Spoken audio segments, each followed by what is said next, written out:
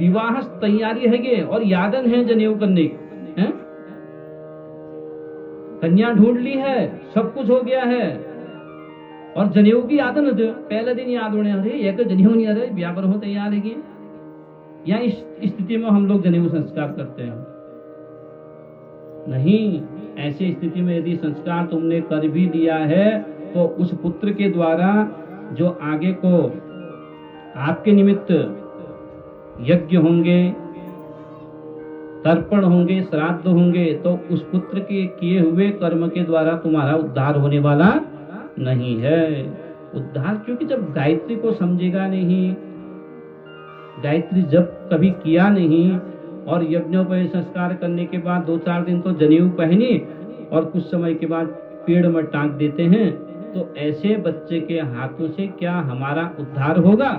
क्या हमारा कल्याण होगा? नहीं हो सकता महाराज। व्यक्ति अपना कल्याण स्वयं कर सकता है। इसलिए यह देह है, यह पिंड है। इस देह और इस पिंड को पूर्व में ही, जब तक हमारे हाथ पैर चल रहे हैं ना, तब तक ही भगवान में अर्पण कर लेना चाहिए। बाद में क्या है, बाद में तो पुत्र आदि पिंड बनाते हैं। पिंड मने होता है शरीर, और उसका पूजन करते हैं। अरे वो पिंड का पूजन करने की विधि तूने कभी सीखी नहीं, न तूने गायत्री का जप किया। वो पिंड में चंदन चढ़ाने से फिर हमारा उद्धार होने वाला नहीं है। इसलिए इस संसार में किसी का भरोसा नहीं रहना है। यह भी सुन लीजिए, ये परम सत्य है। यहाँ कोई साथ देने वाला नहीं है। व्यक्ति स्वयं अकेला आता है संसार में और अकेला ही जाता है, और जैसे कर्म करता है वैसे ही फल की उसको प्राप्ति होती है। अब हमने सोच लिया कि मेरे चौल आगे लोग ठूल हल, या मेरे जी आगे लोग मेरे सेवा करल, और सेवा करते वक्त लड़का बाहर भाग जाता है, और क्या मरने के बाद वो पुत्र ऐसा सेवा करेगा?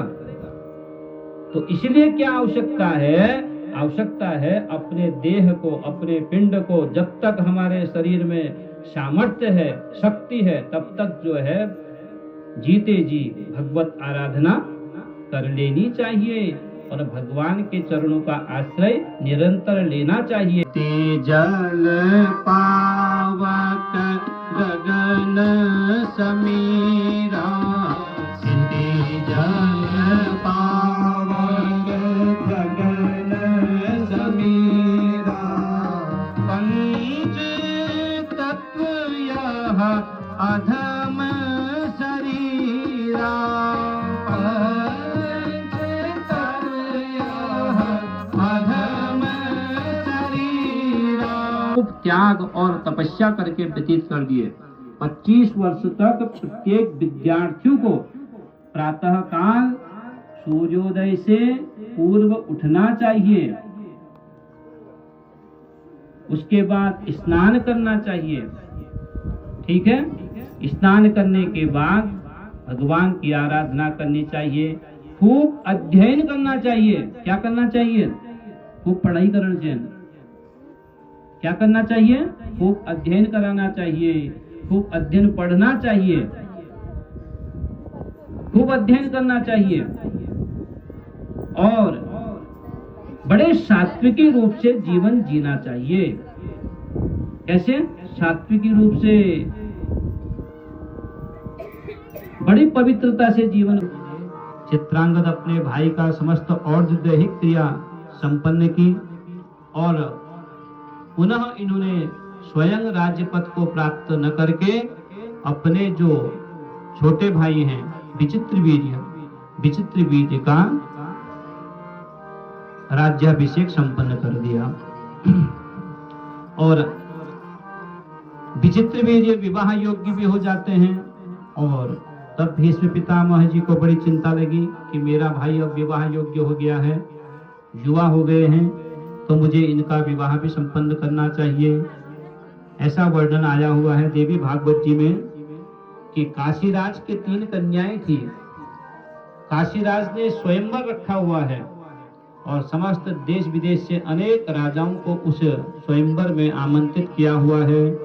और आज उसी स्वयंवर में भीष्म पितामह पहुंच जाते हैं, और आगे जाकर के उस स्वयंवर में समस्त राजा महाराजाओं को पराजित करके काशीराज की 3 कन्याओं का हरण करके अपने रथ में बैठा करके हस्तिनापुर ले आते हैं। बोलिए जगदम्बा माता की।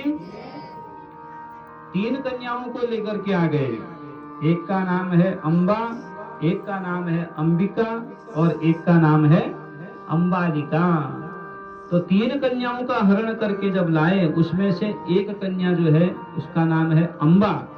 अम्बा ने कहा भीष्म पितामह जी से कि पितामह, मैं आपको बारंबार प्रणाम करती हूँ, आप मुझे हरण करके तो ला गए हैं, परंतु विवाह की जहां तक बात है, मैं मन ही मन जो है राजा साल्व को पति रूप में ग्रहण कर चुकी हूँ पूर्व में ही।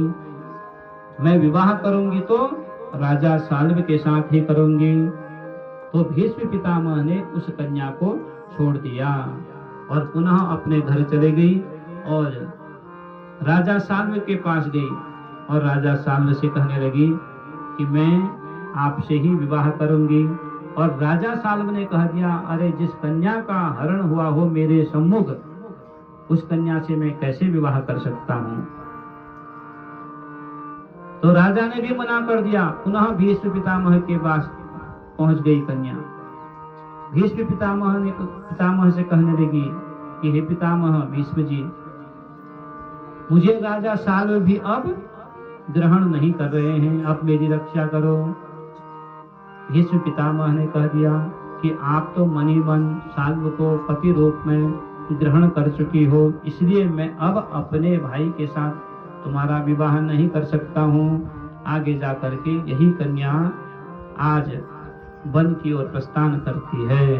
और जो 2 कन्याएं हैं अंबिका और अंबालिका, इन दोनों कन्याओं के साथ विचित्र विधि का विधिवत विवाह संपन्न भीष्म पितामह जी कर देते हैं। बोलिए भगवती माता की। तो 2 कन्याओं के साथ अंबिका और अंबालिका के साथ विचित्र विधि का विवाह संपन्न हो गया। बहुत प्रसन्न हो गए, बड़े आनंदित हो गए और 9 वर्षों तक अपने पत्नियों के साथ बहुत आनंद इन्होंने मनाया। तत्पश्चात कुछ समय पश्चात 9 वर्ष के बाद इन विचित्र वीर्यों को एक बहुत बड़ी बीमारी हो गई, जिसे राज यक्ष्मा की बीमारी कहते हैं। टीबी हो गई इनको और अंत में फलस्वरूप भयानक जब बीमारी हुई तो उसी बीमारी में से इनकी मृत्यु हो गई। और यह बात सब सत्यवती को पता चला कि मेरा पुत्र इस संसार को छोड़ करके चला गया है। सत्यवती माता दुखी हो जाती हैं, क्योंकि इनके घर में अभी कोई संतान का जन्म भी नहीं हुआ था। सब सत्यवती को बड़ी चिंता लगी, अरे मेरा वंश खत्म हो गया यहीं पर, अब मैं क्या करूं, कैसे मेरे वंश की रक्षा होगी। सज्जनों, जवान 2 बहुएं हैं और अनायास विधवा हो जाएं तो क्या स्थिति होगी, क्या स्थिति उस वक्त सत्यवती की हो गई। तो सज्जनों, सत्यवती से जब बालक का जन्म हुआ, कृष्ण द्वैपायन का जन्म हुआ ना, तो उस वक्त कृष्ण द्वैपायन ने जन्म होते ही कहा कि माता, अभी मैं तपस्या के लिए जाता हूँ। माता, जब भी विषम परिस्थिति आपके ऊपर कभी भी आ जाए तो उस वक्त माँ आप मुझे याद करना, मैं तुम्हारी रक्षा करने के लिए, तुम्हारी सेवा करने के लिए उपस्थित हो जाऊंगा। तो आज सत्यवती को याद आ गई, अरे मेरे पुत्र ने कहा था कि जब भी विषम परिस्थिति आएगी उस वक्त तुम मुझे याद करना। तो आज माता सत्यवती अपने पुत्र वेदव्यास कृष्ण द्वैपायन को स्मरण करती है, याद करती है। तो उसी वक्त जैसे ही कृष्ण द्वैपायन वेदव्यास जी को स्मरण किया, याद किया, देखते देखते उसी वक्त आज कृष्ण द्वैपायन जी उस स्थान पर पहुंच जाते हैं। बोलिए भगवती माता की। और कृष्ण द्वैपायन जी जब पहुंचते हैं, माता को देख करके बड़े प्रसन्न हो जाते हैं। माता के चरणों में झुक करके प्रणाम किया और माता अश्रु प्रवाहित कर रही है, सब समाचार बताया। मेरे दो पुत्र हुए थे पूर्व में। एक का नाम चित्रांगद था और वह राज्य पद पर अभिषिक्त हुआ, परंतु चित्रांगद नामक गंधर्व के साथ उसका युद्ध हुआ और वह मृत्यु को प्राप्त हो गया। दूसरे पुत्र का नाम मेरा विचित्र वीर्य हुआ और विचित्र वीर्य मेरा छोटा वाला पुत्र वह राज्य पद पर अभिषिक्त हुआ और उसका विवाह भी किया अंबिका और अंबालिका के साथ। तो आगे जाकर के बीमारी से हे पुत्र उसकी भी मृत्यु हो गई। और अब हमारा जो यह वंश है, यह वंश अब खत्म होने की स्थिति में है। पुत्र हमारा इस यया के वंश की तुम रक्षा करो और वंश वृद्धि करो। मेरी जो दोनों जो बहुएं हैं, एक का नाम अंबिका है और एक का नाम अंबालिका है, तुम इन दोनों के क्षेत्र से पुत्र उत्पन्न करो। आगे जाकर के सज्जनों वेद व्यास जी की कृपा से, उनकी तपस्या के प्रताप से देखते देखते ऐसा वर्णन आता है कि अंबिका के साथ वेद व्यास जी का संयोग होने से अंबिका के गर्भ से एक बालक का जन्म हो गया, जिसका नाम पड़ता है धृतराष्ट्र। बोलिए भगवती मैया की। और आगे जाकर के दूसरी जो बहू है उनका नाम है अंबालिका। अंबालिका बहू को सत्यवती वेद व्यास जी के पास भेजती है। ऐसा वर्णन आता है कि यह दोनों अंबिका और अंबालिका वेद व्यास जी के तेज को सहन नहीं कर पाए, भयाक्रांत थी दोनों। यहाँ अंबिका ने जब वेद व्यास जी से इनका संबंध हुआ, इनका संयोग हुआ, तो उस वक्त इन्होंने वेद व्यास जी के तेज को सहन नहीं किया, वेद व्यास जी के तेज को सहन नहीं कर पाए और इन्होंने अपनी आंखें मूंद दी, आंखें बंद कर दी और फलस्वरूप इनके गर्भ से जो बालक का जन्म हुआ, जिसका नाम पड़ा धृतराष्ट्र, वह जन्मांध हुआ। और आगे अंबालिका नाम की जो बहू है, अंबालिका भी आज भयाक्रांत है और इस अंबालिका ने अपने शरीर पर आज चंदन का लेप लगा लिया। तो उसके बाद आज वेद व्यास जी के पास सम्मुख गई और यह भी बड़ी भयाक्रांत है। और आगे जा करके वेद व्यास जी की कृपा से, कृष्ण द्वैपायन जी की कृपा से इनके गर्भ से भी एक बालक का जन्म हुआ, जिनका नाम पड़ता है पांडु। बोलिए भगवती मैया की। ये भी जन्म से ही पीलिया रोग से ग्रसित हुए। आगे जाकर के सज्जनों दोनों पुत्रों को देख करके सत्यवती बड़ी दुखी हो जाती है। एक बालक तो अंधा जन्म से ही अंधा प्राप्त हुआ और दूसरा बालक पीलिया रोग से पीड़ित, दुखी हो जाती है। तब जाकर के आज दासी को भेजा गया और दासी जब गई, दासी का बड़ा शुद्ध भाव था सज्जनों, बड़े विशुद्ध भाव से गई और वेद व्यास कृष्ण द्वैपायन जी के साथ इनका संयोग हुआ और वेद व्यास जी की कृपा से इन्हीं के गर्भ से एक बालक का जन्म हुआ, जिनका नाम पड़ा विदुर। बोले विदुर महाराज की। बड़े धर्मात्मा हुए, परमात्मा के परम भक्त हुए।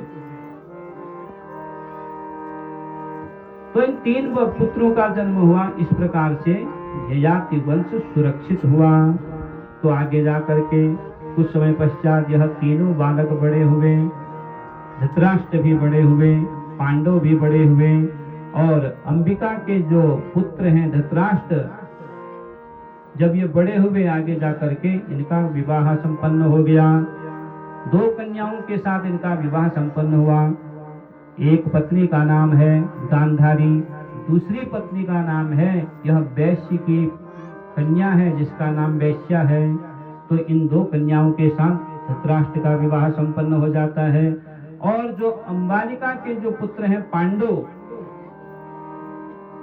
का भी विवाह संपन्न हुआ। इनके भी 2 विवाह संपन्न हुए। एक जो है कुंती के साथ इनका विवाह हुआ, दूसरी पत्नी का नाम इनकी माद्री हुआ।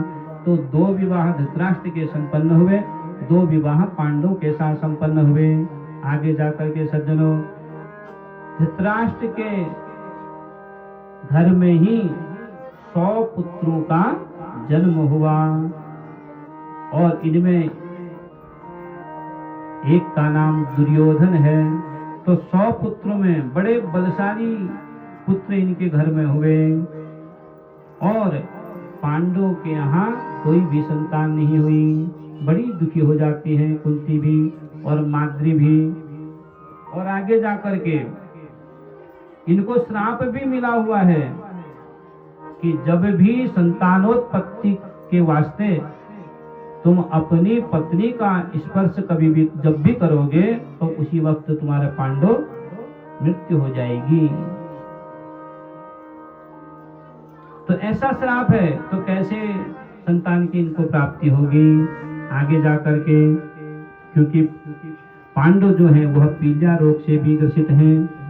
आगे जाकर के कुंती ने पूर्व समय में दुर्वासा जी की बड़ी भक्ति की हुई है, दुर्वासा जी की खूब सेवा की हुई है और दुर्वासा जी ने कुंती को मंत्र प्रदान किया हुआ है और कुंती से कहा कि हे कुंती, मैं तुम्हारी सेवा से बहुत प्रसन्न हूँ। जब भी तुम इस मंत्र का प्रयोग करोगी तुम सब कुछ प्राप्त कर लोगी। तो आगे जाकर के आज कुंती ने इन मंत्रों का प्रयोग किया।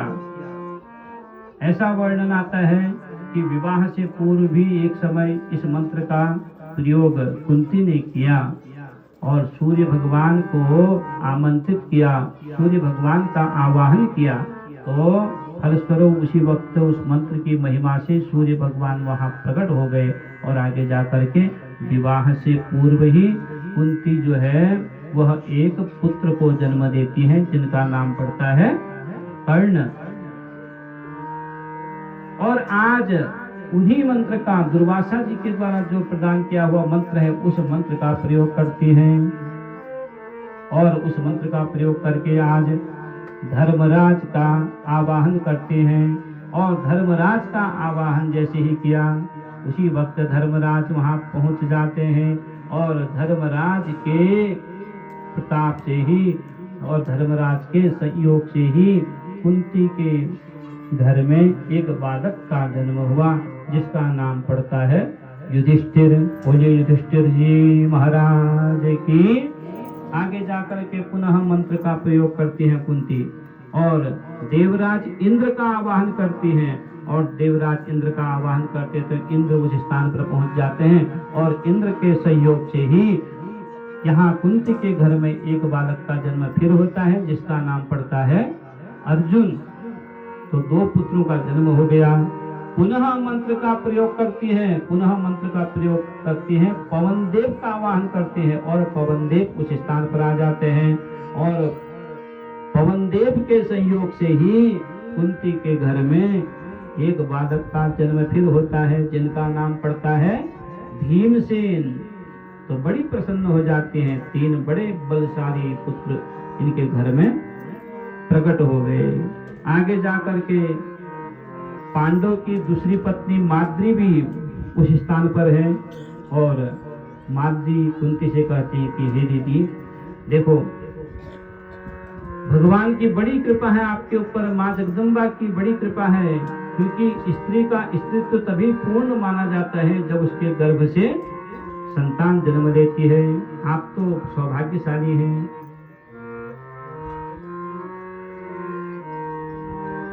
आपने तो पुत्रों को जन्म दे दिया है, आप मेरे ऊपर भी कुछ कृपा करें। तो उसी वक्त जो है कुंती तो कुंती है सज्जनों, कुंती का चरित्र आप श्रीमद् भागवत में सुनिएगा। कैसी प्रतिमूर्ति है कुंती, कैसी भगवान की भक्त हैं।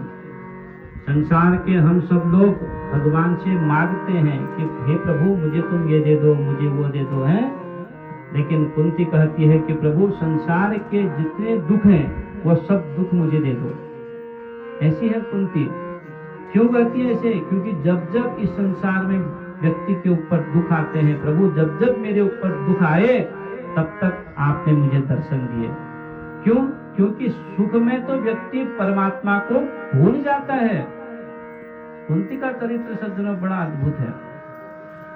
कुंती बड़ी दया की मूर्ति है। जब माद्री ने निवेदन किया कि तुम मुझे भी मंत्र प्रदान करो, तो उसी वक्त जो मंत्र दुर्वासा जी ने कुंती को दिया था, कुंती ने माद्री को दे दिया, और माद्री ने भी आज उस मंत्र का प्रयोग किया और मंत्र का उच्चारण किया।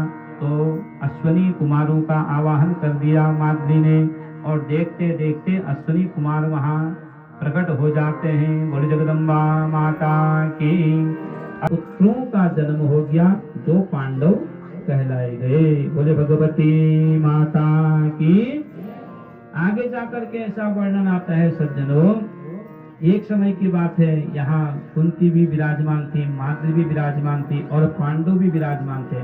और अनायास ही आज पांडव के हृदय में काम भाव जागृत हो जाता है, काम प्रकट, वासना प्रकट हो जाती है।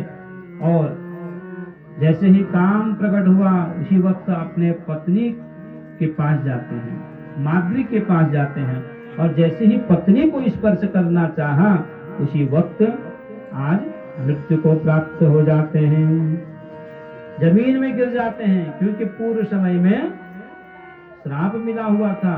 क्यों? पूर्व समय में एक ऋषि और एक मुनि जी, एक ऋषि अपनी पत्नी के साथ हिरण के रूप में वन में रमण कर रहे थे, और यहाँ पांडव धनुष बाण लेकर के वन में गए हुए थे, और वह मृग के रूप में अपने पत्नी के साथ रमण कर रहे थे। उसी वक्त आज हिरण समझ करके आज बाण चला दिया, और तत्पश्चात हुआ क्या? वो तो मुनि थे, अपने पत्नी के साथ आनंद बना रहे थे, रमण कर रहे थे, और यहाँ पांडवों ने बाण मार दिया और मृत्यु हो गई। तो उसी वक्त उस मुनि ने श्राप दे दिया, जिस प्रकार से आज मैं मृत्यु को प्राप्त हो रहे हैं, हम दोनों हैं मृत्यु को प्राप्त कर रहे हैं। जाओ, जिस स्थिति में तुमने हमको आज मारा है, अब आगे जाकर के जब भी तुम अपने स्त्री के साथ सहयोग करना चाहोगे, काम भाव से अपने स्त्री के पास जाओगे, उसी वक्त तुम मृत्यु को प्राप्त हो जाओगे। तो फलस्वरूप आज पत्नी के पास जा रहे थे, और पत्नी का जैसे ही स्पर्श किया, माद्री को स्पर्श करना चाहा, तो उसी वक्त इनका प्राणांत हो गया। तो पांडु की मृत्यु हो गई। आगे जाकर के कुंती और माद्री बहुत दुखी हो जाती हैं। ऐसा वर्णन आया हुआ है देवी भागवत जी में। पांडव का अंत्येष्टि संस्कार जब संपन्न करा रहे थे, उसी वक्त पांडव के साथ में माद्री भी सती हो जाती हैं। बोलिए भगवती मैया की। हजासन का ऋषिगण कहते हैं कि हे सूत जी, आश्चर्य कर में तत्ते वचनम गर्भ हेतुकम संदेहोत्र समुत्पन्नः सर्वेषां नस्तपस्विनाम्। माता व्यासस्य मेधावी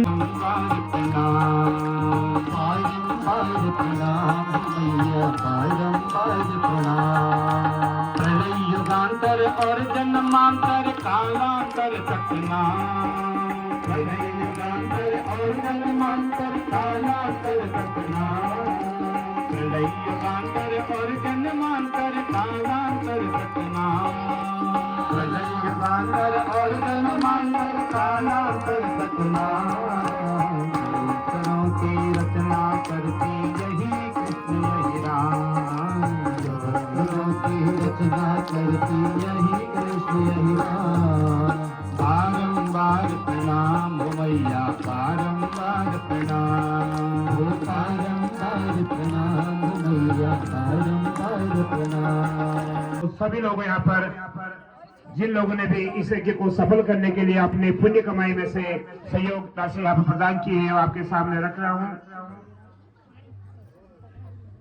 श्रीमती शांति देवी, वाइफ ऑफ। नहीं ले सकता हूँ क्योंकि आप बहुत सुंदर हैं। मैं आपसे विवाह करना चाहता हूँ।